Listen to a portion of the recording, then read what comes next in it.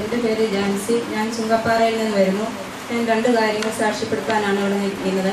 ഒന്ന്, എൻ്റെ അച്ചായന് കുറച്ച് നാൾ മുമ്പ് ഒരു ബാങ്ക് ഇടപാടിൽ ഏകദേശം ഒരു 5-8 ലക്ഷം രൂപ ഇൻകം ടാക്സിന് അടയ്ക്കണമെന്നൊരു നോട്ടീസ് വന്നു.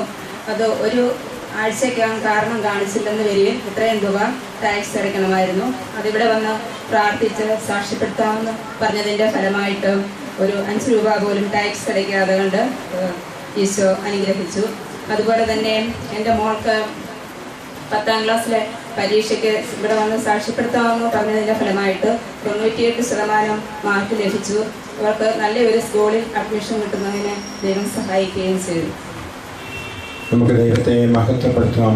പെട്ടെന്നാണ് അപ്രതീക്ഷിതമായ ഒരു ടാക്സേഷൻ അവരുടെ മേലെ, നീതിപരമായിട്ടല്ല അല്ലാതെ. എന്നാൽ ഇവിടെ വന്ന് പ്രാർത്ഥിച്ച് നിസ്സഹായതയിൽ നിന്ന് കർത്താവിൻ്റെ പക്കൽ വന്ന് കരഞ്ഞ് പ്രാർത്ഥിച്ചു. അച്ഛൻ ഇവിടെ വന്നിരിക്കുന്ന എല്ലാവരെയും പ്രതിനിധീകരിച്ചുകൊണ്ട് തന്നെ ആശീർവദിച്ച് ദൈവം പ്രാർത്ഥിച്ചു മറ്റും. ഏതായാലും ദൈവം കരുണ കാണിച്ചു.